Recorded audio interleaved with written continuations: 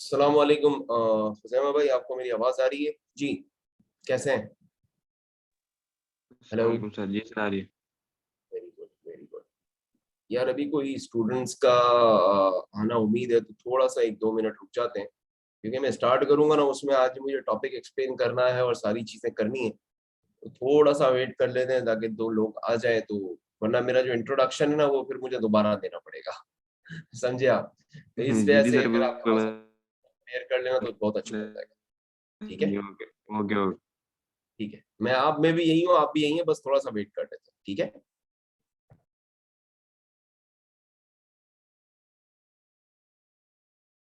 Sir आवाज़ नहीं आ रही है आपकी, बहुत ज़्यादा लैग हो रही है।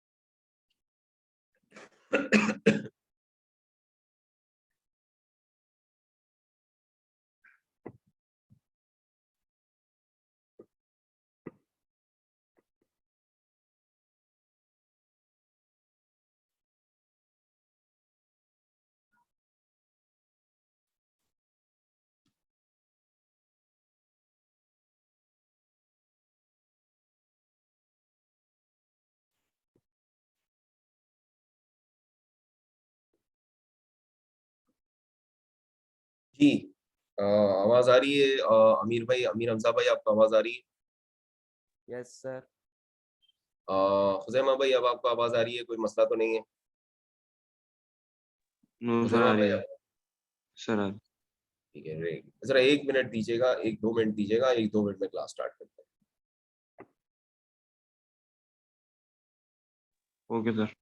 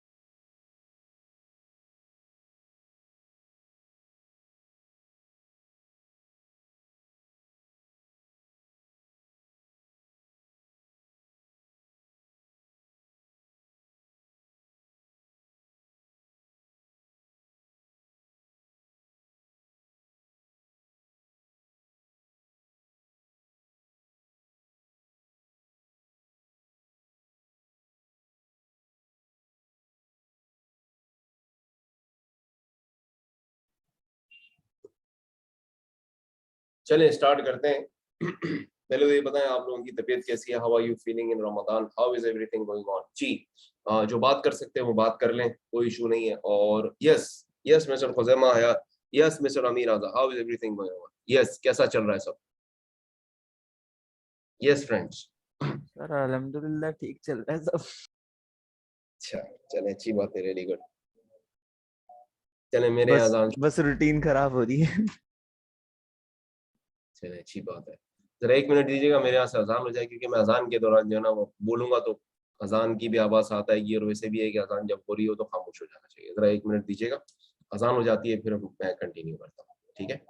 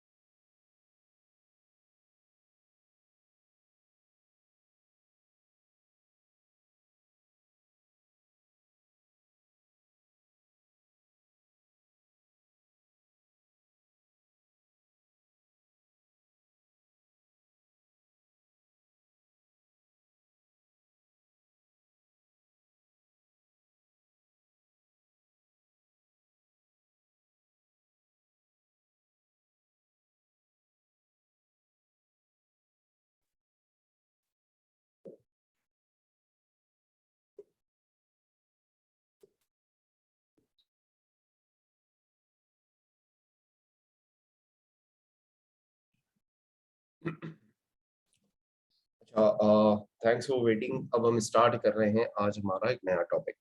फर्स्ट टॉपिक है आज हमारा। अच्छा, अब जरा गौर से समझिएगा कि मैं आपको क्या करवाने जा रहा हूँ।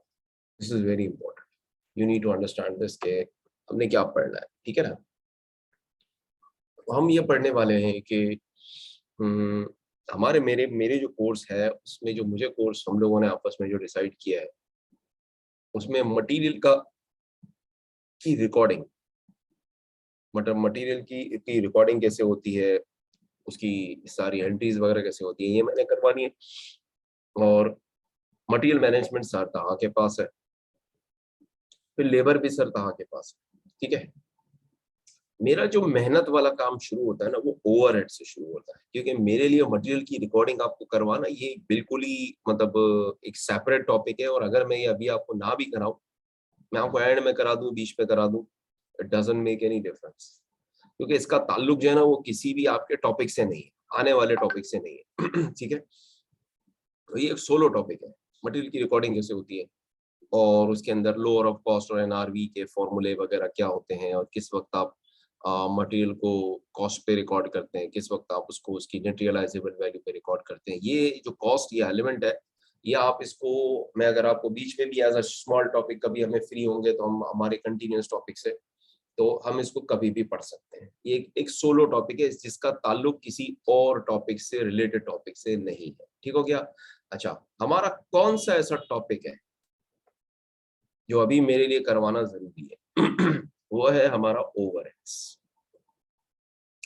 ओवरहेड्स मैंने अगर आपको अभी करवा दिया तो इसका फायदा ये होगा कि जितने मेरे रिलेटेड टॉपिक्स हैं, और यस दूसरे टीचर के भी रिलेटेड टॉपिक्स हैं, उस सब में आपको इसकी जरूरत पड़ेगी। ओवरहेड्स के अंदर ओवरहेड्स का टॉपिक ऐसा है कि इसकी नीड आपको दूसरी जगह भी फील होनी है। तो आज मेरा प्रोग्राम ये है कि we are going to start with overheads. आज हम, क्योंकि ये कोई सीक्वेंस थोड़ी है कि हम इसको जिस तरह से हमें आई कैप ने दिया है, हमारा टारगेट है कोर्स को कंप्लीट करना। ठीक है, आज हम ओवरहेड से शुरू करते हैं। मैंने अपनी लास्ट क्लास में आपको जो मेरी रिकॉर्डिंग होगी आप उसमें देखिएगा कि मैंने आपको डायरेक्ट और इनडायरेक्ट कॉस्ट की क्लासिफिकेशंस दी थी, याद आ रहा है? रिमेंबर और नॉट? जी, रिस्पॉन्स दे प्लीज। Yes sir. थी ना? तो मैंने आपको इनडायरेक्ट कॉस्ट की बहुत सारी एग्जांपल्स दी थी। मैंने कहा था इनडायरेक्ट मटेरियल है, मैंने कहा था इनडायरेक्ट लेबर है, मैंने कहा था इनडायरेक्ट एक्सपेंसेस है, याद है? अच्छा, यही तीनों, यानी अगर मैं कहूँ, जरा जरा एक मिनट दीजिएगा, मैं आपको लिख के दिखाता हूँ। देखिए ये आपकी बुक है जो मैंने भी आपके सामने शेयरिंग ओपन की है, और अभी जो हम शुरू करने वाले हैं टॉपिक वो ये वाला है।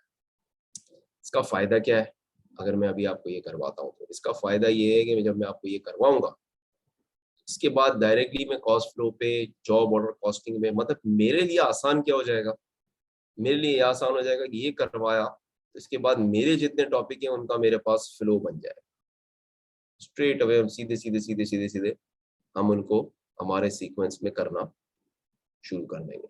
चले स्टार्ट करते हैं। जरा एक मिनट दीजिएगा। पहले तो हम समझते हैं भाई ये क्या है, what is this, let's talk about this. बड़ा आसान है, मैंने आपको लास्ट क्लास में बताया था ओवरहेड्स के बारे में।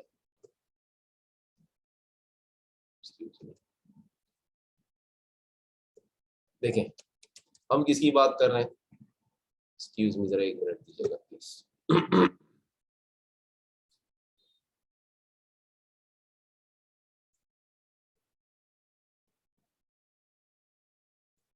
ये देखिए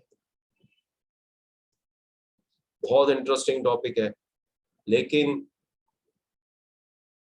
आपको अभी से आप यूं समझ लें कि अब आप स्टडी मोड में आ गए।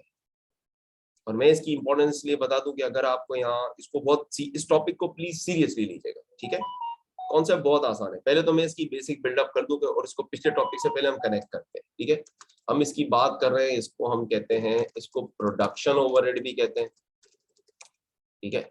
और इसको हम, एक ही चीज है, फैक्ट्री ओवरहेड भी कहते हैं, और कभी कभी आप इसको क्या कह रहे होंगे, मैन्युफैक्चरिंग ओवरहेड भी आप कह रहे होंगे। ठीक हो गया, 3 नाम से आप इसको पुकारेंगे। अच्छा, अगर मैं ओवरहेड ना भी कहूँ तो सिर्फ प्रोडक्शन ओवरहेड या फैक्ट्री ओवरहेड या मशीन मैन्युफैक्चरिंग ना भी कहूँ तो ज्यादातर हम प्रोडक्शन ओवरहेड की ही बात कर रहे होते हैं। मतलब मैं सिर्फ ओवरहेड का वर्ड करूँ तो इसका मतलब हम किसकी बात कर रहे हैं, प्रोडक्शन ओवरहेड का की बात कर रहे हैं। अच्छा, लास्ट क्लास में मैंने आपसे बात की थी एक क्लासिफिकेशन की कॉस्ट की, मैंने कहा था direct cost versus indirect cost. मैंने कहा था इनडायरेक्ट कॉस्ट। अच्छा, डायरेक्ट कॉस्ट की 3 टाइप्स क्या थी, सिर्फ नाम रिकॉल करता हूँ। हमने कहा था डायरेक्ट मटेरियल है, कौन कौन से थे याद दिलाएं जल्दी, जी बताएं कौन कौन से थे। Direct direct material, direct labour और डायरेक्ट एक्सपेंस। जबरदस्त, ठीक है, डायरेक्ट एक्सपेंस। अच्छा, इनडायरेक्ट मटेरियल की टाइप्स क्या थी, जल्दी याद दिलाएं जी। Indirect material, indirect labour, indirect. जबरदस्त,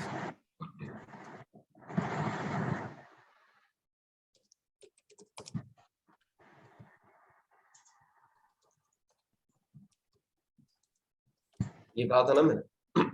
अब गौर से सुनिएगा, अब आगे सीखते हैं। ये डायरेक्ट कॉस्ट है, उनके टोटल को हम कहते हैं। सर स्क्रीन हैंग हो गई है, क्या हो गई है, स्क्रीन हैंग हो गई है, स्क्रीन स्क्रीन हैंग हो गई है। स्क्रीन मेरे नहीं आ हैंड पे रही है। तो, मेरे हैंड पे तो नहीं हुई। अब दोबारा देखें, अब आ गई, अब आ रही है नहीं भाई, हेलो नहीं सर अभी नहीं आ रही। भाई, कि सबको नजर आ रही है या सिर्फ इनका ही मसला है, सर नहीं आ रही, क्या नहीं आ रही सर। नहीं आ रही, चलिए दोबारा करते हैं। अब देखें, अब देखें, अब आ रही है भाई। नहीं देखिए सर मेरे, अभी भी नहीं आई। सर भी लिखा हुआ आ रहा है स्टार्टेड शेयरिंग। यस सर, नहीं आ रही। अब आ रही है भाई। No sir. भाई यस सर आ गई, मेरे एंड पे आ गई। शेयरिंग हो गई, आ गई सर, आ गई आ गई आ गई। मेरे एंड पे शेयरिंग हो गई है, ठीक है ना। तो मेरे एंड पे हो जाएगी तो फिर आपके एंड पे भी हो जानी है। चले, इतनी बात समझ में आ गई। डायरेक्ट मटेरियल की आपके पास डायरेक्ट कॉस्ट की कितनी टाइप्स हैं, और इन सबका जो टोटल है उनको आप क्या कहते हैं, उनको आप कहते हैं, इन सबके टोटल को अगर हम इन सबको ऐड कर लें तो ये क्या कहलाती है, यानी इन सबको अगर मैं ऐड करूं, direct material, direct labour, direct expenses को मैं अगर ऐड करता हूं तो ये कहलाती है प्राइम कॉस्ट। इन तीनों को अगर मैं ऐड कर लूं, डायरेक्ट मटेरियल, डायरेक्ट लेबर और डायरेक्ट एक्सपेंसेस को, तो इनका टोटल नाम क्या है, पुकारने के लिए उनको कहेंगे कि ये total of direct cost is also called prime cost. ठीक हो गया। अच्छा, आगे बढ़ते हैं। अब बात करते हैं what is total of indirect cost. इसका जो नाम है, अब गौर से सुनिएगा, इसको हम इन तीनों का अगर मैं टोटल करूं, if I sum them up, I will call them production overheads. कुछ समझ में आया? यानी आपके पास इनडायरेक्ट कॉस्ट को ऑल्टरनेट नेम क्या है, ओवरहेड्स। ठीक है। फिर रिकॉल करें भाई, ओवरहेड्स में क्या क्या चीजें शामिल है, इनडायरेक्ट मटेरियल शामिल है। लास्ट क्लास में बहुत सारी एग्जांपल्स दी थी, क्या थी, एक छोटा सा रिकैप ले लेते हैं। वो सारा मटेरियल जिसको हम डायरेक्टली या हम उसको easily and economically identify final product में ना कर सके। फिर मैंने कहा था कि ग्रीसेस हो गई, या लकड़ी का काम करते हुए कीले हो गई, या ग्लू हो गया, जो बहुत माइनर, जिसकी कॉस्ट फाइनल प्रोडक्ट की कंपैरेटिवली जिसकी कॉस्ट बहुत माइनर हो, तो हम कहते हैं कि ये क्या है, इनडायरेक्ट मटेरियल है। इनडायरेक्ट लेबर मैंने आपको क्या बताया था, कौन हो, जो या तो सुपरवाइजर होता है, खुद प्रोडक्शन में इन्वॉल्व नहीं होता, खुद डायरेक्टली प्रोड्यूस कोई भी चीज नहीं करता, या तो सुपरवाइजर होता है, या उसका असिस्टेंट, या उसका छोटा होता है। समझ में आया, यानी क्या, हेल्पर होता है। फिर इनडायरेक्ट एक्सपेंसेस में हमारे पास बहुत बड़ी लिस्ट है। हमारे पास फैक्ट्री का रेंट हो सकता है, हमारे पास फैक्ट्री की बिजली गैस का बिल हो सकता है, ये सारी कितनी चीजें हैं, ये इनडायरेक्ट एक्सपेंसेस। तो इन सबको मिलाकर अगर मैं कहूँ तो इनका जो टोटल होता है उसको हम क्या कहते हैं, प्रोडक्शन ओवरहेड। इतनी बात समझ में आ गई या नहीं, पहले ये बताएं, वरना अगर ये समझ में आ गई है तो आगे चलूं, वरना इसको दोबारा एक्सप्लेन करना पड़ेगा।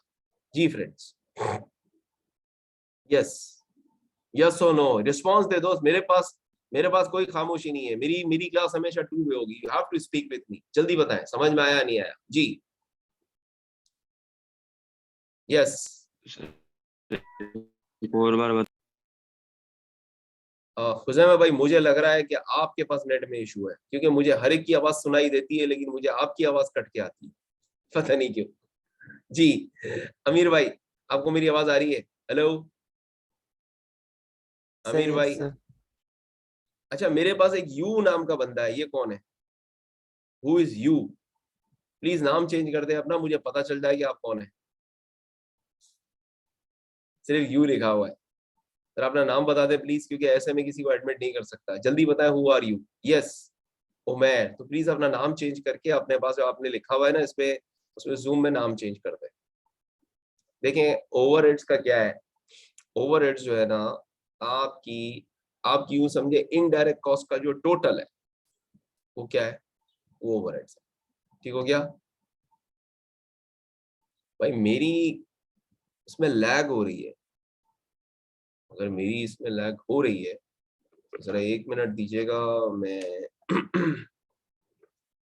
अगर मेरे इसमें लैग हो रहा है ना तो 1 मिनट दीजिएगा प्लीज।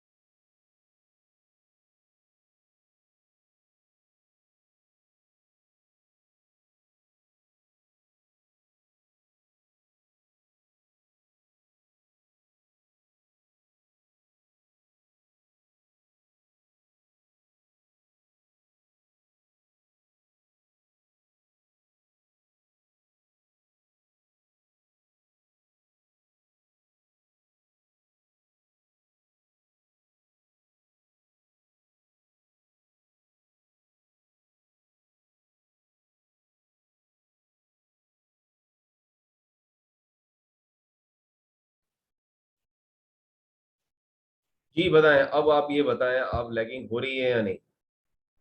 हेलो? नहीं हो रही सर। नहीं हो रही है, हो रही है? नहीं हो रही सर। नहीं हो रही? 1 मिनट दीजिएगा प्लीज। अब लैगिंग हो रही है या नहीं भाई? लैगिंग का इशू है या नहीं है, ये बताएं। नहीं जी सर क्लियर है। अब क्लियर है? चलो यस गुड, सर क्लियर। पक्की बात है। अब मुझे भी आपकी आवाज अच्छी आ रही है।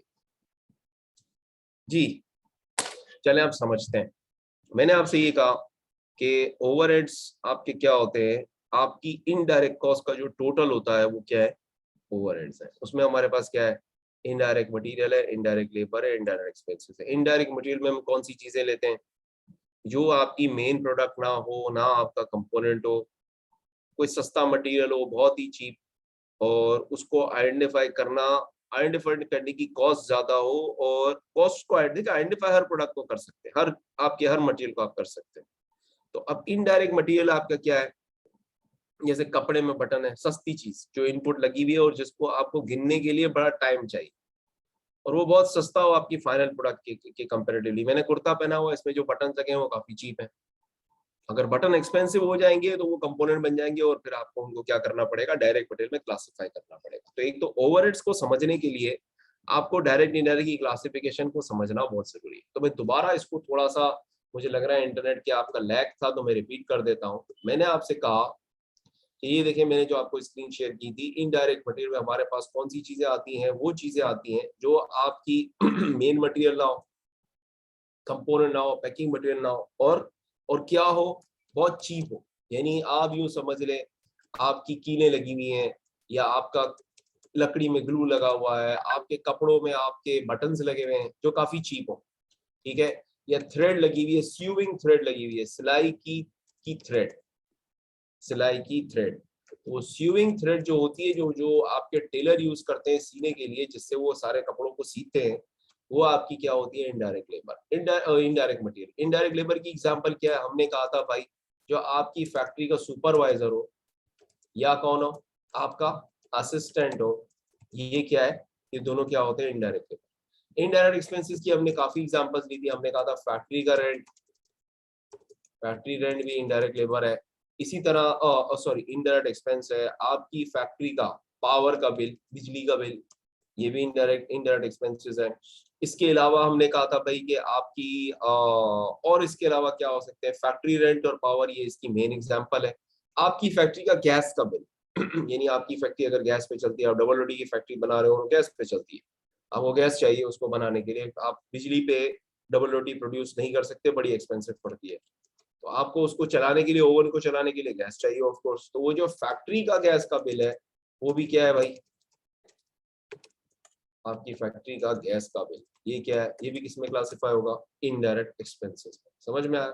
अच्छा, अब सबसे मेन बात पे आते हैं, सबसे मेन बात, जरा एक मिनट दीजिएगा, मोस्ट इंपॉर्टेंट, बहुत इंपॉर्टेंट है, वेरी इंपॉर्टेंट। ओके, जरा समझने की बात है जी। एक मिनट,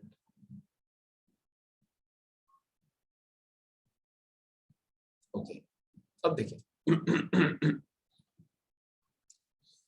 प्लीज जरा समझिएगा बात, बात क्या है, ओवरहेड के अंदर सबसे पहली जो स्टेप्स की जो मेन, जो अभी जो मुझे जिस चीज के लिए आपको तैयार करना है वो है उसकी कैलकुलेशन।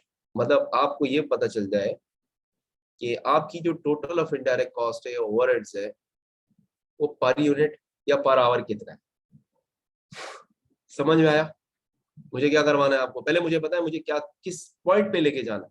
मतलब मैं कराची से चला तो मैं आपको ये बताना चाह रहा हूँ कि मुझे आपको इस्लामाबाद पहुंचाना है। समझ में आया? कहाँ पहुंचाना है बताएं? अगर मुझे कराची से इस्लामाबाद जाना हो तो पहले मैं आपको ये बताऊंगा कि अब हम कहाँ जा रहे हैं, इस्लामाबाद जा रहे हैं। समझ में आया? इतनी बात समझ में आ रही है या नहीं यस आ रही? सर। तो इस्लामाबाद क्या है, आखिरी मंजिल।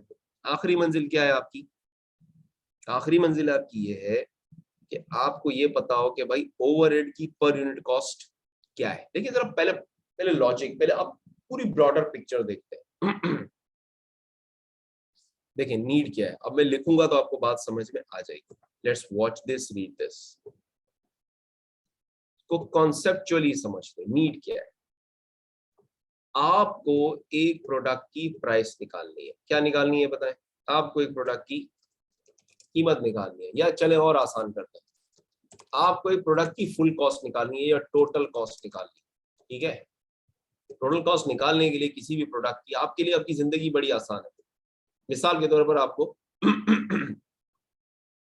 आप फर्नीचर का काम करते हैं, आप कुर्सियां बनाते हैं, लकड़ी की कुर्सियां बनाते हैं, तो आप क्या करते हैं भाई, आपको कॉस्टिंग चाहिए कि एक चेयर आपको पड़ती कितनी की।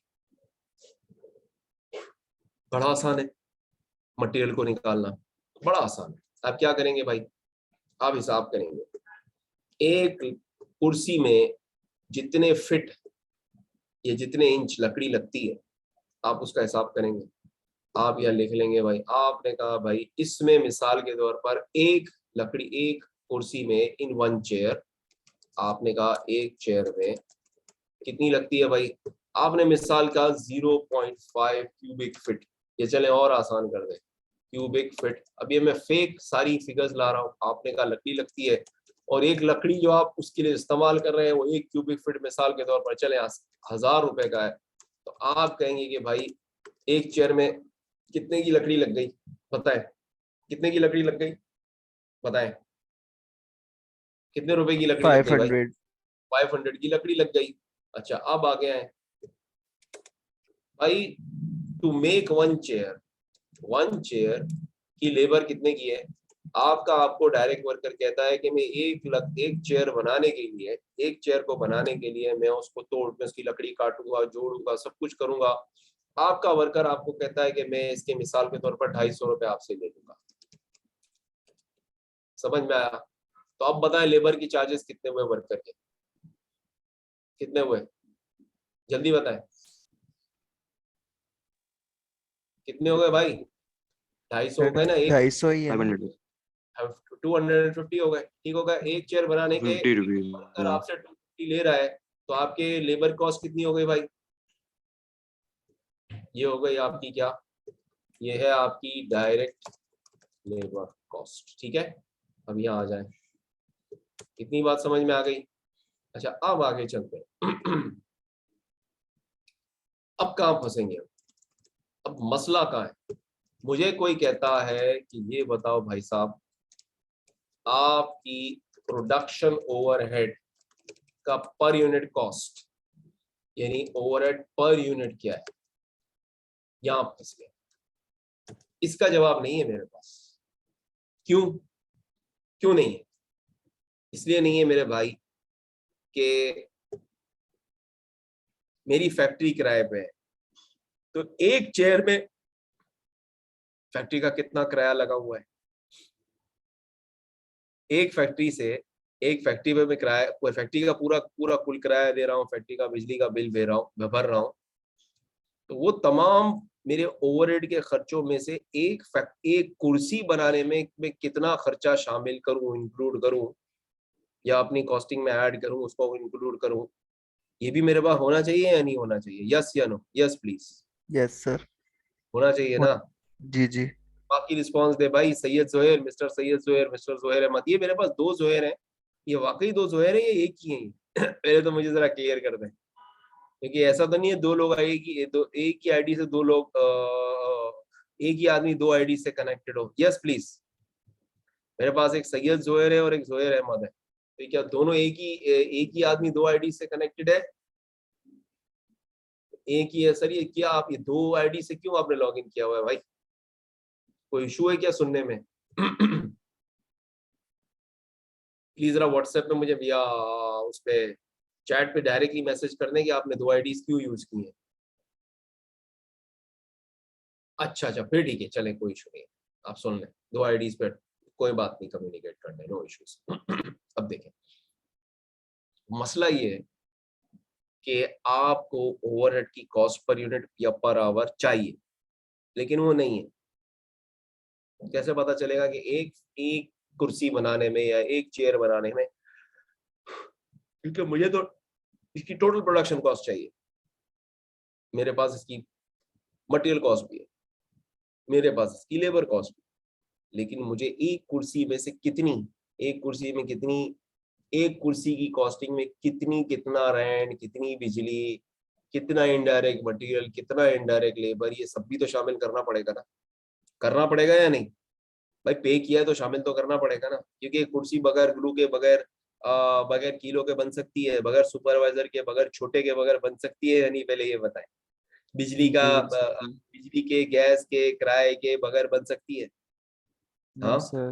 नहीं बन सकती। तो नहीं बन सकती तो इसका मतलब ये है कि वो भी एक इम्पोर्टेंट कॉस्ट है जो जो इनकर हुई है, जो आपको आपको देनी पड़ी है, और वो आपको प्रोडक्ट को चार्ज करनी पड़ेगी, यानी प्रोडक्ट की कॉस्ट में उसको शामिल करना पड़ेगा।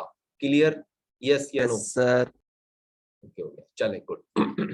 देखिए ये हो गई नीड, यानी मैंने आपको क्या बताया कि हम जो कैलकुलेशन करने वाले हैं, इतनी कोशिश करने वाले हैं, सब समझने वाले हैं उसकी जरूरत क्या है, why are we doing this. हमें पर यूनिट कॉस्ट या पर आवर कॉस्ट क्यों चाहिए? क्योंकि हमें उसको अपनी कॉस्टिंग में शामिल करना है। बात क्लियर? अब आगे बढ़ते, करते कैसे, करते कैसे। अब आते हैं काम की बात पे। पहले तो इम्पोर्टेंस समझ ली, हम क्या करने वाले हैं। इसका मतलब ये हुआ, इसका मतलब ये हुआ कि ओवरहेड के चैप्टर में हमने जितनी भी चीजों से डील करना है, ओवरहेड के चैप्टर में जितनी भी चीजों से प्यारे भाई डील करना है, ये सारी की सारी, इनका ताल्लुक किसी भी डायरेक्ट कॉस्ट से नहीं होगा, ये याद रख लीजिएगा। क्या कहा मैंने? मतलब ये कि हम अभी जब ओवरहेड के चैप्टर में चीजें पढ़ रहे होंगे, ये सारी कौन सी होंगी? या इनडायरेक्ट मटेरियल होगा, या इनडायरेक्ट लेबर होगा, या क्या होगा बताएं? इनडायरेक्ट। Indirect expense. बस हम इन्हीं से बात करें, क्योंकि ऊपर हमने उसकी कॉस्टिंग में, जब हम कॉस्टिंग कर रहे थे, तो डायरेक्ट मटेरियल और डायरेक्ट लेबर तो पहले ही हम शामिल कर कर चुके हैं। चुके हैं। क्लियर? आगे आगे, अब ये तो ये चीज हो गई। अच्छा, अब फिर मैं दोबारा, पहले मैंने ये समझा दिया कि मैं इस्लामाबाद किसको कह रहा हूँ, मतलब मेरा डेस्टिनेशन क्या है? मेरा डेस्टिनेशन ये है कि मुझे ओवरहेड्स की पर यूनिट कॉस्ट या पर आवर कॉस्ट चाहिए, जिसको मैं अपनी कॉस्टिंग में, फाइनल फुल प्रोडक्ट की कॉस्टिंग में, उसको जैसे मैंने मटेरियल और लेबर इंक्लूड किया है, direct material direct labour include किया है, उसी तरह इसको शामिल करना। अच्छा, अब काम बड़ा आसान है बजाय, लेकिन है नहीं, है नहीं। काम तो क्या था, काम क्या था? नहीं देखिए, करने को क्या है? करने को तो सिर्फ ये है, आपको किसी भी चीज को जरा समझिएगा बात, किसी भी चीज की पर यूनिट कॉस्ट या पर आवर कॉस्ट चाहिए होती है आपको, तो आपको दो चीजें चाहिए होती है। पहले बेसिक समझ लें, अगर आपको किसी भी चीज की पर यूनिट कॉस्ट चाहिए या पर आवर कॉस्ट चाहिए, तो दो चीजें चाहिए आपको, एक न्यूमरेटर चाहिए और एक डिनोमिनेटर चाहिए। आप क्या करें? टोटल कॉस्ट निकालें उस चीज की, सबको टोटल कर लें, सबका प्लस कर लें, और फिर जितने यूनिट आपने बनाने या बना चुके हैं उससे डिवाइड कर दें, तो पर यूनिट कॉस्ट आएगी या नहीं आएगी? हाँ या ना? इतनी बात समझ में आई? जी सर। Yes sir. यानी इसका मतलब ये टोटल। हुआ कि टोटल को पर यूनिट से या पर आवर से डिवाइड कर दो, तो कॉस्ट पर यूनिट या कॉस्ट पर आवर निकलेगी या नहीं निकलेगी? Yes sir. निकलेगी ना। अच्छा, अब मुझे जरा समझिए, मुझे आपको यहीं लेकर आना, मुझे आपको यहीं लेकर आना है। मुझे एक चीज क्या चाहिए? मुझे मेरे टोटल ओवरहेड्स की फिगर चाहिए, पहली बात। फिर दूसरा मुझे क्या चाहिए? मुझे या तो टोटल यूनिट्स दे दो भाई, कितना बनाना है, या क्या दे दो, टोटल आवर्स दे दो, जो लेबर के हो सकते हैं या मशीन आवर्स, दोनों हो सकते हैं। तो मेरा काम क्या हो जाएगा? मेरी क्या आ जाएगी बताएं? ओवरहेड कॉस्ट पर यूनिट और आवर। इतनी बात समझ में आ गई? जी हाँ सर, या आ ना? गई आ गई। आ गई। तो मुझे क्या चाहिए भाई? मुझे ये टोटल ओवरहेड की फिगर चाहिए और नीचे यूनिट्स या आवर चाहिए। तो मेरा रेट आ जाएगा, रेट कह लें या कॉस्ट पर यूनिट कह लें, जो कहना है आ जाएगी। यही इतनी बात है ना, या कुछ और है? स्टेप बाय स्टेप समझ रहा हूं, और मैं थोड़ा स्लो चल रहा हूं। और एक और बात याद रखिएगा, ओवरहेड्स बड़ी जबरदस्त टॉपिक है, इसको थोड़ा सा सुकून से लेके चलेंगे। इसकी वजह ये कि यही overhead joint and by product में जाएगा, यही ओवरहेड्स आपके मार्जिनल एब्जॉर्प्शन कॉस्टिंग के सिस्टम के जो सरतान है बढ़ाना है वहां जाएगा, यही ऑर्डर जॉब ऑर्डर कॉस्टिंग में जाएगा, यही ऑर्डर, यही इसी की इम्प्लीकेशन आपकी प्रोसेस कॉस्टिंग में जानी है। 4 से 5 टॉपिक इसकी कैलकुलेशन पे डिपेंड करते हैं। काम बहुत आसान है, बहुत ही आसान है। तो इसको बिल्कुल सुकून से, भले थोड़ा हम स्लो चले, आपको लग रहा होगा सर बार बार रिपीट कर रहे हैं, क्या हो गया पता नहीं सर, बार बार क्यों रिपीट करते हैं। मैं रिपीट इसलिए नहीं कर रहा, मैं कोशिश कर रहा हूँ कि इसको जितना जितना हद तक आसानी से आप समझे उतना अच्छा है, और सुकून से पढ़े। ठीक है, क्योंकि इस टॉपिक की इम्प्लीकेशन दूसरी जगहों पे भी है। अच्छा, अब हमारा तरीका कार क्या है, हम क्या करते हैं? मैंने आपको दो चीजें बताई, हमें दो चीजें, एक न्यूमरेटर चाहिए, एक डिनोमिनेटर चाहिए। ठीक है। अच्छा, अब आगे बढ़ते हैं। अब हमारी जो देखें 90% जो हमारा एफर्ट अभी चैप्टर में लगेगा ना, 90%, देखिए मैंने आपको कहा 90% एफर्ट वो न्यूमरेटर को लाने में लगेगा। किस में लाने में लगेगा बताएं? हमारा एफर्ट किसके अंदर लगेगा बताएं? न्यूमरेटर। न्यूमरेटर। न्यूमरेटर। क्योंकि हमें यही यही मेन प्रॉब्लम है मेरे भाई, कि आपका टोटल ओवरहेड कितना होने वाला है, आपका टोटल ओवरहेड कितना होने वाला है, यही मेन क्वेश्चन है। ये एस्टिमेट करना, अच्छा ये एस्टिमेट करना कि टोटल यूनिट्स कितने वाले वाले हैं या टोटल आवर्स कितने वाले हैं, ये तो सवाल आपको दे देगा। झगड़ा तो ये है ही नहीं, ये तो न्यूमरेटर, डिनोमिनेटर तो बहुत ही आसान है। हमें सवाल क्या कहेगा, हम फंसते कहाँ हैं? हम ये टोटल ओवरहेड की जो वर्किंग है ना, इसमें इसमें हमें टाइम लग जाता है। समझना बड़ा आसान है, समझना बड़ा आसान है। ठीक है, अब आते हैं न्यूमरेटर पे भाई। डिनोमिनेटर का खेल तो वैसे ही बहुत इजी है, तो भाई न्यूमरेटर कहां से आएगा? Let's understand this, where is this numerator going to come from? Numerator के लिए हमें क्या चाहिए? हम एक 3 स्टेप प्रोसेस यूज करते हैं। व्हाट डू वी यूज, पहले बताएं। हम एक 3 स्टेप प्रोसेस यूज करते हैं। हम पहले क्या करते हैं? हम कहते हैं, हम अच्छा 3 पे नाम बता रहा हूं, अभी एक्सप्लेन नहीं करूंगा। हम कहेंगे भाई ओवरहेड एलोकेशन क्या होती है, अभी एक्सप्लेन करूंगा। फिर हम कहते हैं ओवरहेड अपॉर्शनमेंट। फिर क्या होता है? ओवरहेड री अपॉर्शनमेंट। ठीक है, एक चीज अभी भी रह गई है, वो भी बतानी है। मैंने कहा मुझे मेरे न्यूमरेटर चाहिए, मतलब टोटल एवरेज की एस्टिमेशन या टोटल ओवरहेड को आइडेंटिफाई करना है कि क्या है। इसके लिए जो मेन प्रोसेस है ना, मेन स्टेप है जो आप किताबों में पढ़ेंगे सारी चीजें, उसको कुछ हद तक हम कहीं कहीं कुछ किताबों में उसको डिपार्टमेंटलाइजेशन कहा है, कुछ किताबों ने डिपार्टमेंटलाइजेशन का वर्ड यूज नहीं किया, लेकिन स्टेप्स यही हैं: एलोकेशन, अपॉर्शनमेंट और रीअपॉर्शनमेंट। और उर्दू वाला और इंग्लिश वाला और नहीं, ठीक है? तो उर्दू वाला, अच्छा उर्दू वाला और तो मतलब क्या होगा? तो हमारे पास 3 स्टेप प्रोसेस क्या है? You have first step called allocation, second step called apportionment and third step called reapportionment. But the thing is that when we are doing this, we are going to use a process called departmentalization. Departmentalization. समझ में क्या होता है? अभी explain करता हूं हम करते क्या। देखें, मसला ये है कि आप जब हम पूरी फैक्ट्री को देखते हैं, ठीक है, हमें पूरी फैक्ट्री की कॉस्ट का एस्टिमेशन चाहिए, न्यूमरेटर का एस्टिमेशन चाहिए, तो हम करेंगे क्या? आसान नहीं है ये, क्योंकि हर फैक्ट्री के अंदर डिफरेंट डिपार्टमेंट्स हैं। तो हर डिपार्टमेंट की हम फैक्टर फिगर्स को एस्टिमेट करेंगे, हर डिपार्टमेंट की अलग अलग। ठीक है, मतलब फर्ज करें आपकी एक फैक्ट्री है, उसमें एक डिपार्टमेंट ए है, एक डिपार्टमेंट बी है, जो प्रोडक्शन की डिपार्टमेंट है, जो काम करते हैं।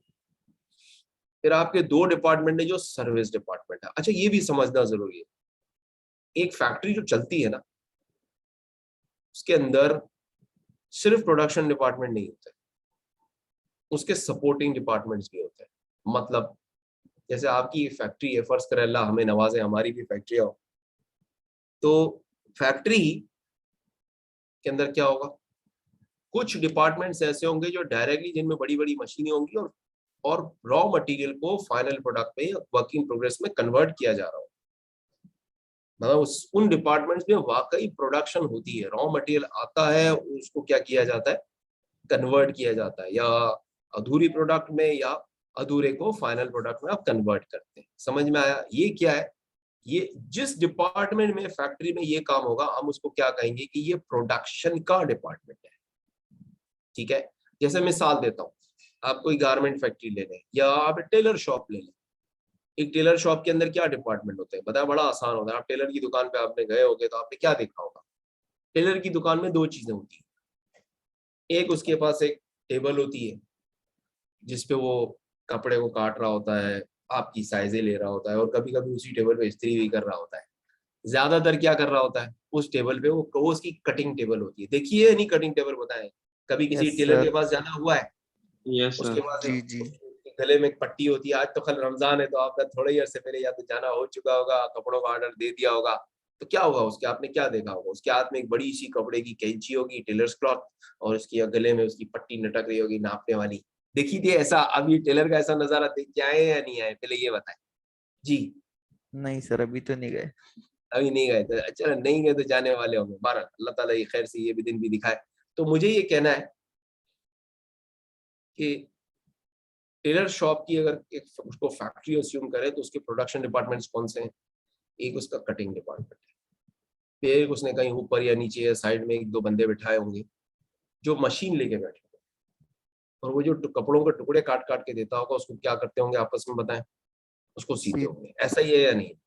जी सर यानी जी। आप, यानी मिसाल के तौर पर आपने कुर्ता शलवार का या पैंट शर्ट का ऑर्डर दिया, उसको कपड़ा भी दे दिया, तो सबसे पहले वो खुद क्या करेगा? वो उसके टुकड़े करेगा। एक तरफ से फ्रंट निकालेगा, एक तरफ से बैक निकालेगा, एक तो आस्तीनें निकालेगा, सारी चीजें जेब निकालेगा, ये सब काट कूट के ये अपने उस जो सिलाई पे बंदा बैठा हुआ है मशीन लेके, उसको ये सारी चीजें दे देगा और उसको साइजेस दे देगा। समझ में आया? तो फिर वो जो सीने वाला बंदा है वो क्या करेगा बताएं? वो ये सारी चीजों को सिलाई की थ्रेड से सी डालेगा, और इस तरह आपकी शर्ट या आपका कुर्ता या आपकी शलवार या आपकी पैंट तैयार हो जाएगी। वापस आए, प्रोडक्शन डिपार्टमेंट कितने हुए टेलर शॉप पे? तो कटिंग, स्टिचिंग, कितने हुए? बताएं। दो। दो। कटिंग, पहला काम कटिंग, स्टिचिंग। दूसरा सिलाई, स्यूविंग के लिए स्टिचिंग। अच्छा, स्टिचिंग के साथ पैकिंग भी हो जाती है, लेकिन जब आप कपड़े को रेडी करोगे तो साथ साथ क्या करना पड़ेगा, उसको थैली में डाल के पैक करना, नाम वगैरह चढ़ाना, या इस्त्री करना है तो इस्त्री पे भेज देना, या खुद ही करना, जो भी है उसके साथ ही है। ठीक हो गया। अब ईमान से बताओ, एक गारमेंट फैक्ट्री भी इसी प्रोसेस पे चलती है, कोई बड़ी गारमेंट फैक्ट्री है ना, वो भी यही करती है। सबसे पहले क्या करेगी, उसका मेन डिपार्टमेंट होगा, जो पहला प्रोडक्शन डिपार्टमेंट होगा, वो क्या होगा, कटिंग डिपार्टमेंट। हाँ, वहाँ एक कपड़े की कटिंग नहीं होगी, उनके पास बहुत बड़ी कटिंग मशीनें होती है, तो वो एक साथ, मिसाल के तौर पर एक चले, कोई ऐसी फैक्ट्री है जो जीन्स बनाती है, तो एक साथ क्या करेगी, कई लाखों हजारों पैंटों का कपड़ा वो एक साथ कपड़े में से काटेगी। एक तरह से फ्रंट काट दिया, एक तरह से पैंट का बैक काट दिया, सब कुछ जो भी काटना था काट दिया, उसकी सिलाई करवा ली। फिर वो सारे कटे हुए पीसेस कहाँ चले जाएंगे, दूसरे डिपार्टमेंट में। ऐसा हो गया, समझ में आया। फिर दूसरा डिपार्टमेंट क्या कहलाएगा, स्टिचिंग कहलाएगा, जो भी कहलाएगा। आसान करते हैं हम, कोई कॉम्प्लिकेटेड काम, कटिंग, सिलाई, काटना, सिलाई, ये दो डिपार्टमेंट हो गए। अब एक गारमेंट फैक्ट्री में दो प्रोडक्शन डिपार्टमेंट हो गए, सही है, हुए या नहीं, ये बताएं। समझ में आ गया, यस सर। आ गया, आ गया है। अब कोई और अब उसी फैक्ट्री की बात करें, उस फैक्ट्री में एक स्टोर होगा। स्टोर प्रोडक्शन नहीं करता, स्टोर प्रोडक्शन नहीं करता। स्टोर का काम क्या होता है, कपड़े का ऑर्डर दिया है आपने, कच्चे कपड़े का रॉ मटेरियल का ऑर्डर दिया है, वो रख लेगा, ठीक है।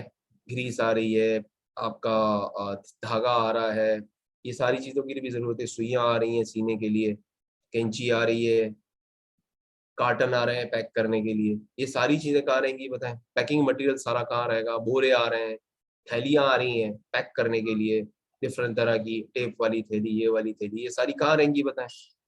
ये सारी चीजें रहेंगी किसमें, स्टोर में। कहाँ रहेंगी बताएं, किसमें रहेंगी, स्टोर में। स्टोर स्टोर में। में।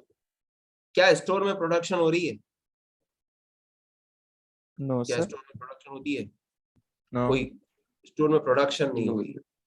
नो तो सर। स्टोर डिपार्टमेंट क्या कहलाएगा बताएं, स्टोर डिपार्टमेंट कहलाएगा सर्विस डिपार्टमेंट। क्या कहलाएगा बताएं, service department. Store service department. क्या है सर्विस डिपार्टमेंट, क्यों कहते हैं, जैसे ही कटिंग को या स्टिचिंग डिपार्टमेंट को जरूरत पड़ी कपड़े की, उन्होंने किससे मांगना है, स्टोर। स्टोर में। स्टोर डिपार्टमेंट उठा के, चलो ये मेरे पास तुम्हारा कपड़ा आ गया, जाओ ले जाओ। तुम्हें कैंची चाहिए, ये लो तुम्हारी कैंची, दूसरी कैंची दे दो, पुरानी टूटी हुई मुझे दे दो।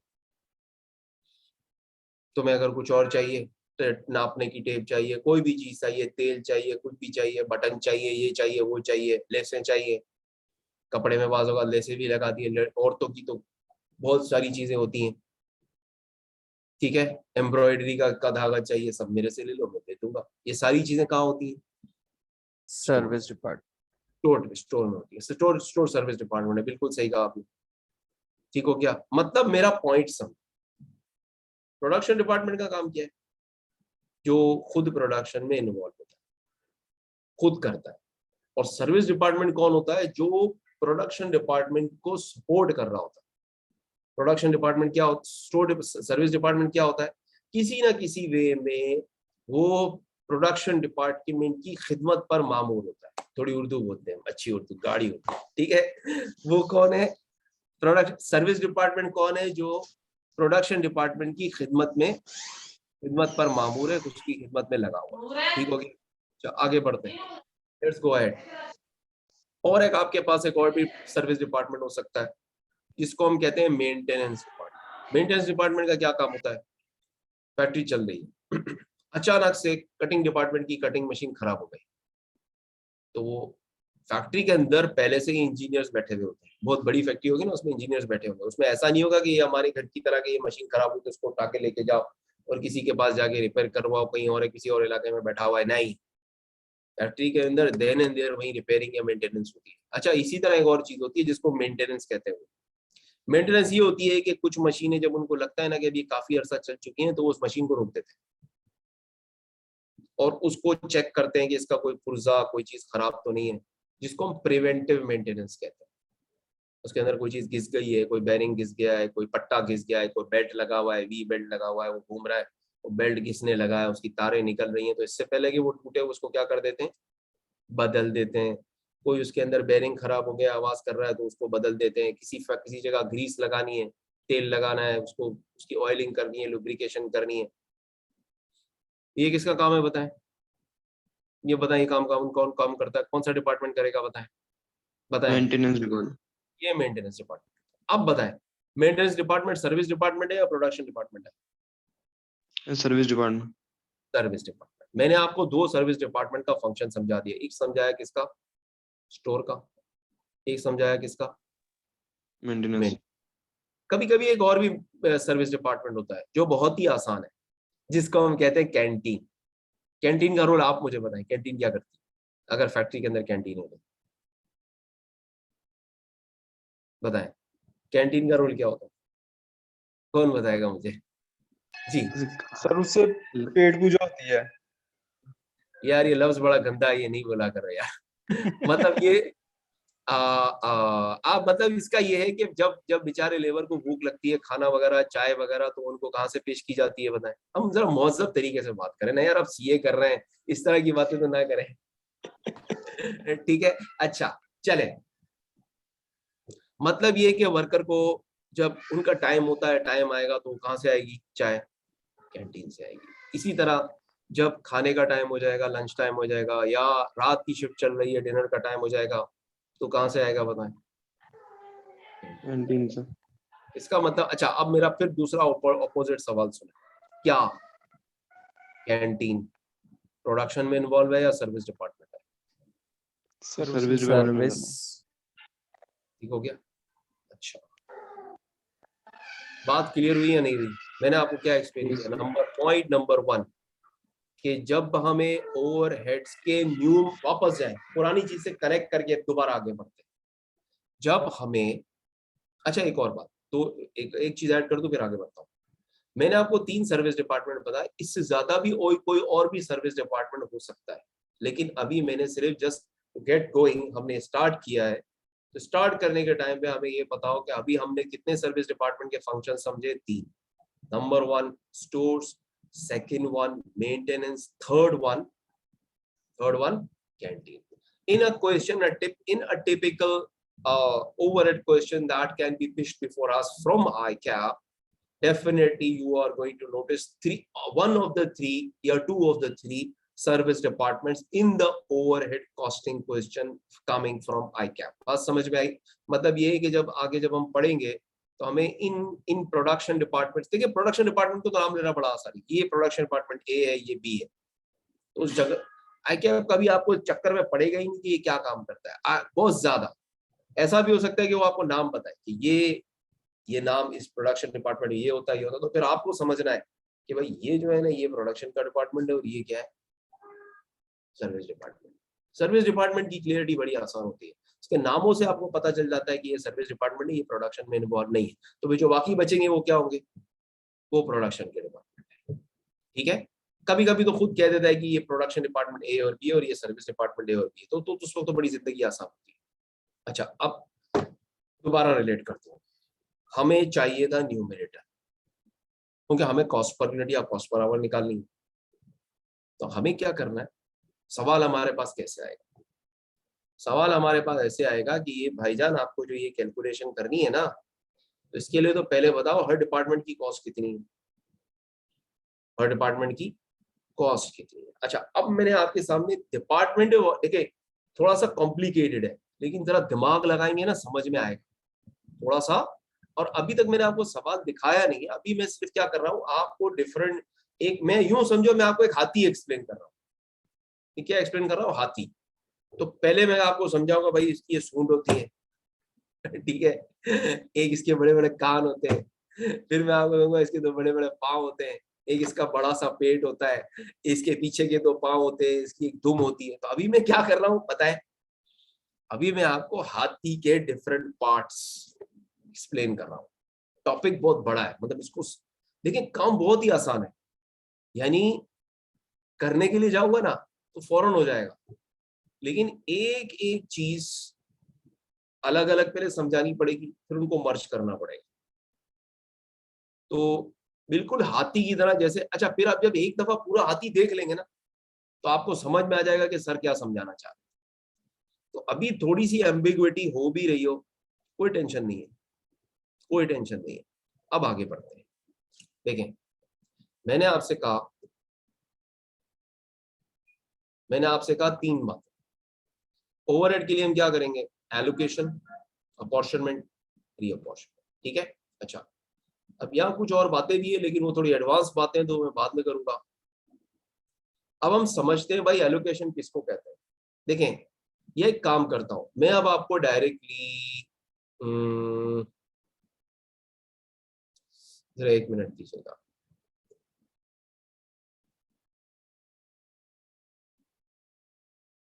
अच्छा, अच्छा, पहले तो आप मेरा व्हाट्सएप नंबर नोट करें, जल्दी से नोट करें। मैं आपको एक नंबर देता हूँ, 0300, नोट करें अपने पास, 0300 8272 818, नोट करें।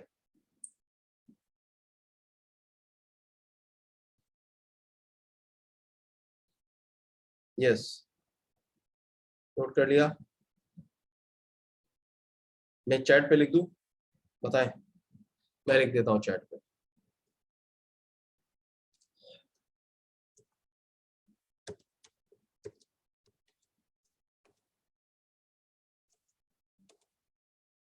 मिल गया आपको? कंफर्म करें जी, मिल गया।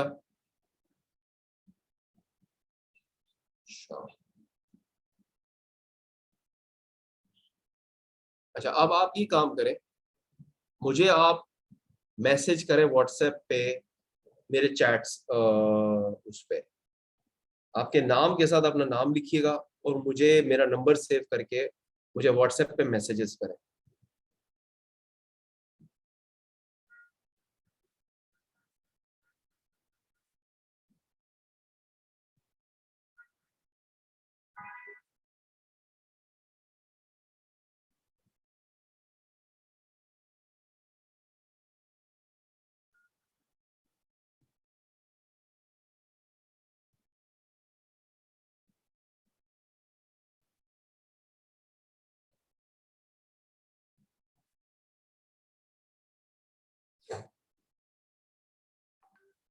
जी। अच्छा, मैंने जिन लोगों को मैसेज किया है, मैंने आपको नंबर दिया है अपना, मेरा व्हाट्सएप का नंबर है, मैंने चैट पे लिख दिया है, काइंडली देख लें और मुझे जल्दी जल्दी मैसेजेस करें अपने नाम के साथ। ठीक है, मुझे एक आप लोगों का एक ग्रुप बनाना है। जी, मेरे पास मैसेजेस आने शुरू हो गए। ग्रेट।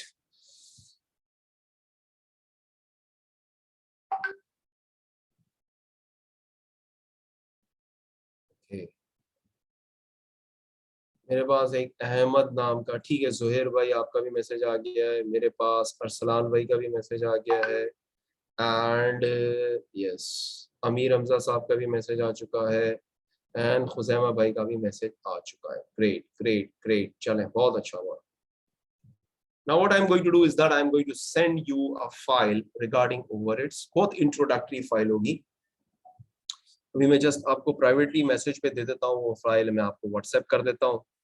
आज भी मैंने जो चीजें करनी है, सारी चीजें आपको एक्सप्लेन करनी है। I am going to use that file right now. तो चलें, प्लीज बेयर विथ मी। मैं आपको पहले वो फाइल सेंड करता हूँ, फिर हम, अच्छा, फाइल जब आपको रिसीव हो जाए तो आपने मुझे यस कर देना है, यही आप रिप्लाई कर दीजिएगा, फिर हम फर्दर क्लास को कंटिन्यू करें। ठीक है, प्लीज बेयर विथ मी। मैं अपनी शेयरिंग रोक कर पहले आपको फाइल शेयर कर देता हूँ।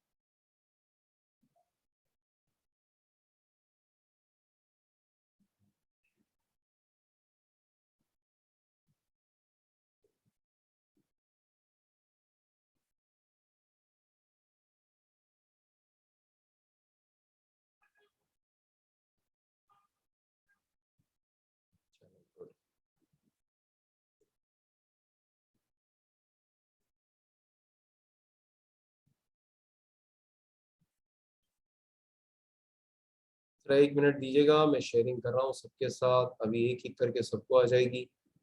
फिर मैंने आप लोगों का एक ग्रुप बना देना है and then I will be sharing all the stuff with you.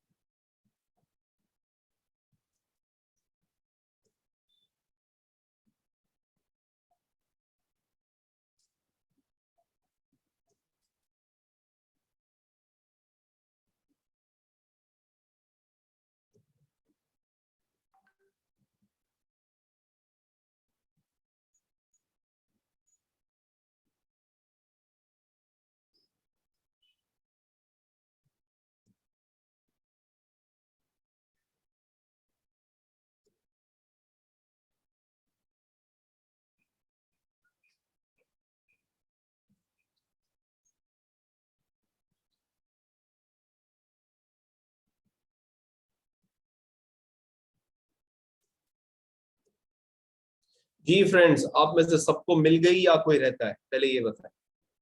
If anybody left तो मुझे बता दें। मिल गई सर। सबको मिल गई। चाहिए काफी डिटेल्ड है, अभी इतनी एक इसमें कुछ ज्यादा भी चीजें हैं, तो हमने जो है ना हमारी रेलेवेंट चीजें ना हमने उन्हीं पे फोकस करना है। ठीक है, चले। अब मैं पहले आपको चीजें एक्सप्लेन करता हूँ, फिर हम इसके लिए फाइल की तरफ भी बढ़ेंगे। Now let's understand what is going on. पहले तो मैं आपको अपने पॉइंट पे लाता हूँ। ये फाइल भी देख लेते हैं, मसला नहीं है। अच्छा, what are we trying to understand? First thing देखें, मुझे चाहिए, हम करते क्या है, हमें करना क्या है, हमें पहले तो हर डिपार्टमेंट की एक एस्टिमेशन चाहिए। पहले प्रोसीजर समझते हैं। हमें first of all we will estimate, या हमें एक फिगर कैलकुलेट, हमें खास तरतीब से सारी चीजें अरेंज करेंगे। वो क्या होगा? We estimate the overheads of every department. हम क्या करेंगे? हर डिपार्टमेंट का के ओवरहेड को इंडिविजुअली डिपार्टमेंट के कॉलम बना के उनको एस्टिमेट करेंगे। स्टेप नंबर 1 हम क्या करेंगे? We will make the columns of both production department, जितने भी हो, ठीक है, जितने भी आपके प्रोडक्शन डिपार्टमेंट्स हो या आपके सर्विस डिपार्टमेंट हो, हम क्या करेंगे? प्रोडक्शन डिपार्टमेंट्स और ये चलें यूं कह ले, और उर्दू वाला और कह रहा तो इसके लिए एंड लिख लेते हैं। अच्छा, एंड सर्विस डिपार्टमेंट, ठीक है, इंडिविजुअली हम क्या करेंगे? हम उनके कॉलम्स बनाएंगे and we will estimate the overhead cost of each department separately. बात समझ में आई? हमें क्या चाहिए?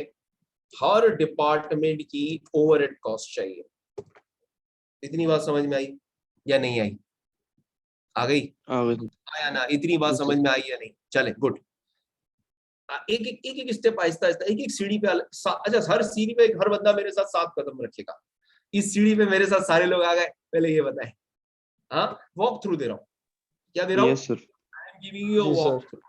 तो the thing is that you all, मतलब बच्चे को नहीं पकड़ के, हाथ पकड़ के चलाते हैं, तो जैसे मुझे किसी ने चलाया, आज मैं आपको चला, ठीक है? अच्छा, यहां तक पहुंच गए। अब मैं इसका आपको प्रैक्टिकल एग्जाम्पल देता हूँ। हम क्या करेंगे? हमारा सवाल कैसा है? अब आ जाए मेरे फाइल, मैं आपको फाइल पे एक्सप्लेन करता हूँ। मैंने जो आपको फाइल दी है उसको मैं अब आपको एक्सप्लेन करूंगा। अच्छा, मोर और लेस ये वही फाइल है जो आपके पास शो हो रही है। ये पीडीएफ में आ रही होगी और मैं आपके पास पीडीएफ होगी, और मेरे पास किस पे है? ये मेरे पास पावर पॉइंट में। पीडीएफ में भी होगी, लेकिन मैं इसको अभी कोशिश करूंगा पावर पॉइंट में ओपन करके दिखाऊं आपको। नजर आ रही है फाइल जी? यही चीजें होंगी आपके पास। अच्छा, अब सबसे पहली बात आपने क्या समझनी है? देखिए, थोड़ा सा इसको आपने सुकून से समझना है, थोड़ा सा। हमने क्या किया है? हमारे पास सवाल ऐसे होगा, हमें कहेगा भाई के मिसाल के तौर पे प्रोडक्शन डिपार्टमेंट है, इतना इनडायरेक्ट मटेरियल लग गया। क्या कर लग गया बताए? मतलब जब आपको ये कहा जाए कि ये वाली कॉस्ट डायरेक्टली एक डिपार्टमेंट में जाके लगनी है, तो आप उसको क्या करेंगे? उसको उसके अपने कॉलम में लिख देंगे। ऐसा ही है ना? क्योंकि वो किससे रिलेटेड है? सिर्फ उसके अपने डिपार्टमेंट से स्पेसिफिक है। यानी जब किसी डिपार्टमेंट से मुताल्लिक कोई कॉस्ट आपको बताई जाएगी, तो स्ट्रेट अवे आप उसको क्या करेंगे? उसके अपने डिपार्टमेंट के कॉलम में लिख लेंगे, यानी उसके डिपार्टमेंट को की कॉस्ट को वो आप चार्ज कर देंगे।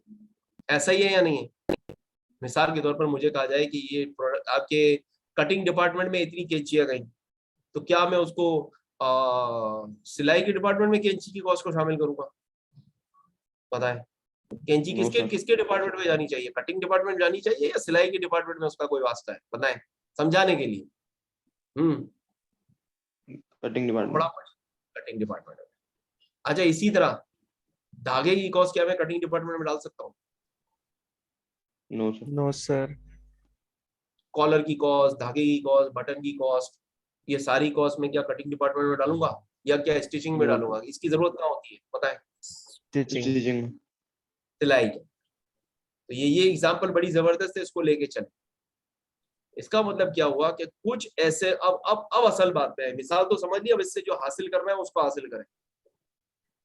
इसका मतलब ये हुआ कि कुछ ऐसे खर्चे होते हैं जो डिपार्टमेंट स्पेसिफिक होते हैं, जिनका ताल्लुक एक मखसूस डिपार्टमेंट से होता है, तो उस स्पेसिफिक डिपार्टमेंट की कॉस्ट को उसके अपने डिपार्टमेंट को चार्ज करना, ये क्या कहलाता है? एलोकेशन। क्या कहलाता है बताएं? This is called allocation. Allocation. समझ में आया? क्या कहा मैंने? जी sir. What is the meaning of the word overhead allocation? If you have an overhead cost which is only relevant to a specific department, then charging that overhead specific cost to that particular department is in fact the meaning of overhead allocation. Clear or not? ये बताएं।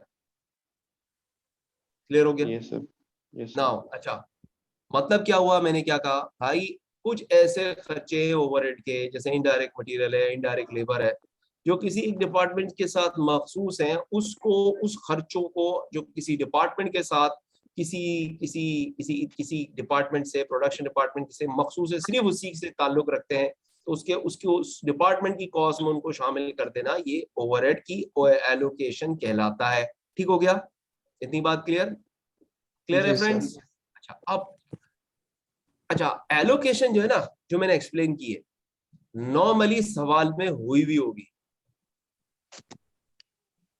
कभी आए क्या आपको ऐसी आसान चीज देकर टेस्ट करना चाहे तो कर भी सकता है, बादशाह है, बादशाह को कोई पूछ सकता है, लेकिन नॉर्मली बादशाह आपसे आसान बात नहीं पूछेगा। आसान काम तो वो आपको खुद ही करके दे देगा, ये देखो ये हो गया। पूछने को आपको आसान चीज भी पूछ सकते हैं, तो आपको अगर पूछा तो आपको आता हो तो मैंने सिखा दी। ठीक है? अच्छा, कभी कभी क्या होता है, बल्कि अक्सर जहां फंसते हैं वो क्या है, फैक्ट्री के अंदर कई ऐसे खर्चे होते हैं जो पूरी फैक्ट्री से जिसका ताल्लुक होता है। मिसाल के तौर पे आपकी फैक्ट्री का पूरा किराया, फैक्ट्री का पूरा किराया, मिसाल के तौर पर आपकी टेलर शॉप है या आपकी गारमेंट की फैक्ट्री है, मतलब एक बड़ी गारमेंट की फैक्ट्री, एक बड़ी टेलर शॉप हो गई। तो अब क्या है, आपका जो मालिक है फैक्ट्री का, वो पूरी फैक्ट्री का एक ही किराया देता होगा। वो ये नहीं करता होगा कि ये मेरा, मिसाल के तौर पे ये प्रोडक्शन डिपार्टमेंट है, इसका किराया इतना अलग से लो, ये मेरा दूसरा प्रोडक्शन डिपार्टमेंट है, इसका किराया अलग से लो, ये मेरा एक सर्विस डिपार्टमेंट है, ये मेरी कैंटीन है, इसका किराया अलग से लो, ये मेरा मेंटेनेंस डिपार्टमेंट है, इसका किराया अलग से लो, ये मेरा मिसाल के तौर पर स्टोर है, इसका किराया अलग से लो, ये पांचों किराया अलग अलग से ले लो। क्या ऐसा होगा? क्या ऐसा होगा? या एक ही किराया जाता होगा? बताएं क्या होगा? सर एक ही जाता किराया होगा। तो एक जाता होगा या पांच अलग अलग किराए जाते होंगे? पहले ये बताएं। एक रेंट, एक रेंट, वन क्या होगा? रेंट। अच्छा, कभी ऐसा हुआ है घर किराए में लिया और मालिक मकान को आप कहो कि ये 5 कमरे हैं, कि कॉमन है, बाथरूम है, सबका किराया अलग अलग ले लो? हाँ, ऐसा नहीं होता ना। क्या जी होता सर। है? अच्छा, यही एग्जांपल आ जाओ फिर यहाँ पे, कि पूरी घर का बिजली का बिल, कभी ऐसा हुआ है कि के इलेक्ट्रिक वाले या आपके वापडा वाले आए, उनको आप कहो कि यार ऐसा करो, ये कमरे का किराया, ये कमरे का बिजली का बिल अलग से लो, ये अलग से लो, ये अलग से। वो कहे जा जा भाई, मेरा दिमाग मत खराब कर, तुझे जो अपना हिसाब करना है अपने अंदर अंदर करता रहे, मुझे तो तू मेरा बिल पकड़ा भाई, तेरा जो तेरा बिल है वो दे बस। समझ में आई बात? जी सर। इसका मतलब क्या हुआ? अब आ जाए, अब आते हैं हमारे पॉइंट। हमारी प्रॉब्लम ये है कि कुछ ऐसे फैक्ट्री के खर्चे होते हैं जो टोटल में पे होते हैं, जो टोटल में पे होते हैं। ठीक है? वो पूरी फैक्ट्री के खर्चे होते हैं। कुछ ऐसे ओवरहेड्स होते हैं, जैसे फैक्ट्री का पावर का बिल है, फैक्ट्री का रेंट है, फैक्ट्री का गैस है। हमारे यहाँ फैक्ट्री में आपके पास हो सकता है, हमारे यहाँ पाकिस्तान में, कराची में, लाहौर में, इस्लामाबाद में काफी इंडस्ट्रियल एरियाज हैं जहाँ फैक्ट्री के अंदर पानी जाता है, पानी इस्तेमाल होता है। डाइंग फैक्ट्रियां, डाइंग मिले, उनके अंदर आपको पानी चाहिए। पानी, चमड़े का काम, कपड़े का काम, डाइंग मिल्स, कुछ काम मीठे पानी या साफ पानी के बगैर वो प्रोडक्शन नहीं हो सकती। आपको उसको प्रोड्यूस करने के लिए पानी इस्तेमाल करना पड़ता है। वो पानी भी क्या है? इनडायरेक्ट मटेरियल है। समझ में आ रही है? किसी प्रोडक्शन को करने में आप पानी इस्तेमाल करते हो या कोई फ्यूल इस्तेमाल करते हो, कुछ भी यूज करते हो, वो क्या है? वो इनडायरेक्ट मटेरियल है। अच्छा, पूरी फैक्ट्री में लग रहा है, तो अब आपको उसको क्या करना पड़ेगा? अब जरा समझे बात। एक हमारे पास, अब मैं क्या समझाना चाह रहा हूँ, दोबारा सुनो।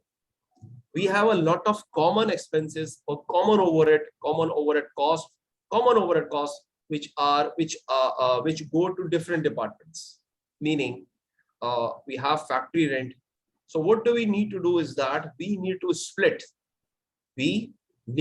split this overhead, this common overhead cost into different departments on a reasonable basis. बात समझ में आई? मैंने क्या कहा, मतलब हमें क्या करना है, what do we need to do, हमें क्या करना है, हमारे पास जो ये डिफरेंट खर्चे हैं, हमारे पास जो एक कॉमन खर्चे हैं, जो पूरी फैक्ट्री के खर्चे हैं, उनको हमें कोई रीजनेबल बुनियाद पे ओवर, ये कॉमन कॉमन खर्चे हैं, तो आपको क्या करना पड़ेगा, अब मिसाल के तौर पर आपकी फैक्ट्री का आपकी पूरी फैक्ट्री का बिल 10 लाख रुपए, सही है, पूरी फैक्ट्री का बिल का किराया 10 लाख रुपए, 10 लाख रुपए महीना आप किराया देते हो, और आपके पास 2 प्रोडक्शन डिपार्टमेंट है और 2 सर्विस डिपार्टमेंट है, ठीक है, मिसाल के तौर पर। अच्छा, फिर आप क्या करोगे, आपने फर्ज करो आपकी पूरी फैक्ट्री जो है, पूरी फैक्ट्री वो 10,000 स्क्वायर फीट है, कितनी है, चले मैं आपको एक्सप्लेन करता हूँ, बात समझ में आई, this will become clear. Now we are looking into, पहले हमने एलोकेशन समझ ली, पहले मैंने आपको क्या एक्सप्लेन कर दी भाई, कुछ ऐसे खर्चे होते हैं जो डिपार्टमेंट स्पेसिफिक होते हैं, वो उनको हम क्या कहते हैं, उनको हमने एलोकेशन समझ लिया, जो उनके डिपार्टमेंट अपने स्पेसिफिक खर्चे थे उनको उनके डिपार्टमेंट में चार्ज कर दिया, as it is amount pick करके कॉलम में डाल दिया, हमने कह दिया ये एलोकेशन है। अब हम क्या समझ रहे हैं, ओवरहेड की अपॉर्शनमेंट, क्या समझ रहे हैं, ओवरहेड की अपॉर्शनमेंट। इसका एक इंट्रोडक्शन देता हूं, all those common overhead cost which are for which all the departments, यही कहा जाए, all the production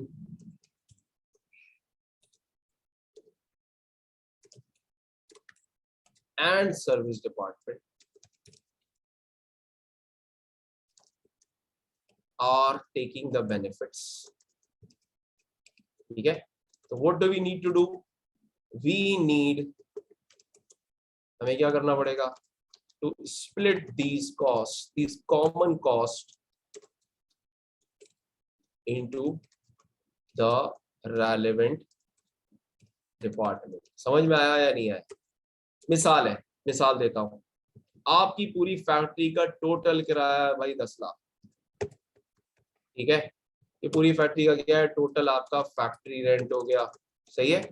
अच्छा, और पूरी फैक्ट्री का जो एरिया है बिल फर्ज वो 10,000 स्क्वायर फीट है, सही है। तो अब आप क्या कहेंगे भाई कि एक स्क्वायर रेंट पर स्क्वायर फीट कितना आया, बताएं, डिवाइड करें, बताएं, रेंट पर स्क्वायर फीट कितना आया, 10 लाख डिवाइडेड 10,000, जल्दी बताएं कितना आ रहा है, एक स्क्वायर फीट का किराया कंपनी ने कितना दिया है, बताएं जी, एक स्क्वायर फीट का किराया कंपनी ने कितना दिया है, जल्दी बताएं, डिवाइड करके बताएं, क्या आंसर आ रहा है जी। यार मेरे साथ है, चले गए, hello sir 100 Sir, 100 100 sir, square feet. पर स्क्वायर फीट, समझ में आया क्या हो जाएगा, यानी इसका मतलब ये हुआ कि अगर पूरा किराया आप 10 लाख दे रहे हैं और पूरी फैक्ट्री की जो जगह है वो 10,000 स्क्वायर फीट है, तो आपने एक स्क्वायर फीट का किराया कितना दिया है, 100। अच्छा, अब आपको क्या करना पड़ेगा, अब आप कहेंगे भाई कि ये जो डिपार्टमेंट से सारे ये रेंट के बगैर चल नहीं सकते, तो अब आप क्या करेंगे, what are we going to do, बड़ा सिंपल काम है, हम हर डिपार्टमेंट का स्क्वायर फीट लेंगे, हर डिपार्टमेंट कितने स्क्वायर फीट पे फैला हुआ है, और उनको 100 स्क्वायर फीट के पर रेट से मल्टीप्लाई करके ये जो 10 लाख की कॉस्ट है टोटल किराया, इसको चारों पांचों डिपार्टमेंट में बांट देंगे। इतनी बात समझ में आई या नहीं? Yes, sir. यस क्या कहा मैंने, मुझे कौन समझाएगा, मैं दोबारा रिपीट करता हूं, मुझे ये बताया का सवाल कि भाई किराया है पूरी फैक्ट्री का और हर डिपार्टमेंट के स्क्वायर फीट इतने, ठीक है, मैं तमाम स्क्वायर फीट्स को ऐड करूंगा, टोटल किराए को टोटल स्क्वायर फीट से डिवाइड कर दूंगा, तो मुझे एक रेट मिल जाएगा कि एक स्क्वायर फीट पर कंपनी ने कितना किराया, कितना भाड़ा दिया है, समझ में आया, कितना किराया पे किया है। फिर मैं हर डिपार्टमेंट के स्क्वायर फीट से उसको मल्टीप्लाई करूंगा और इस तरह पूरी 10 लाख की कॉस्ट को तमाम डिपार्टमेंट्स में तकसीम कर दूंगा। समझ में आया या नहीं? यस किसको नहीं आया? सर आ गया। आगे आ गया। ऐसा करना, ऐसा करना ओवरहेड अपॉर्शनमेंट कहलाता है। इतनी बात समझ में आ गई दोस्त? जी सर। यस सर आ गई। अब एलोकेशन और अपॉर्शनमेंट के फर्क को दोबारा एक नजर समझ लें। एलोकेशन हम का लफ्ज हम तब इस्तेमाल करते हैं कि जब कोई खर्चा किसी खास डिपार्टमेंट से रिलेटेड होता है और कुछ भी नहीं करना होता, उस एक खर्चे को लेकर उसके अपने डिपार्टमेंट में लिख देना होता है, उसके कॉलम में लिख देना होता है। ये क्या है? ये एलोकेशन है। क्योंकि एलोकेशन में हम किसी खर्चे को आपस में किसी तमाम डिपार्टमेंट्स में, क्योंकि वो पूरी फैक्ट्री का खर्चा नहीं होता, वो किसी एक डिपार्टमेंट का ही खर्चा होता है, उसको आसान तरीन काम है, उसको लेके उसके डिपार्टमेंट में रिकॉर्ड कर दिया, चार्ज कर दिया। ये क्या है? एलोकेशन। लफ्ज अपॉर्शनमेंट को देख रही है। अपॉर्शनमेंट का मतलब होता है पोर्शन बनाना। क्या मतलब होता है? पोर्शन बनाना मतलब किसी चीज को डिस्ट्रीब्यूट करना, उसको स्प्लिट करना और उसको उसके तमाम कॉस्ट को उसको अपने के मुतालिका डिपार्टमेंट को चार्ज कर देना। समझ में आया? इतनी बात जी समझ सर। में आ गई? अच्छा यस सर आ गई। अच्छा, हमारे पास, अच्छा अब हम एक काम करते हैं। मैंने आपको एलोकेशन समझा दी, मैंने आपको एलोकेशन अपॉर्शनमेंट का कॉन्सेप्ट दे दिया, तो चले अब इसको थोड़ा सा हम, हमारे पास, मुझे आज क्लास वैसे भी 3 बजे आज मैसेज था कि जल्दी खत्म करनी है, पता नहीं मुझे फील हो रहा था कि शायद आप लोगों की कोई दूसरी भी क्लास है। अब इसके बाद कोई दूसरी क्लास है या नहीं, ये बताएं।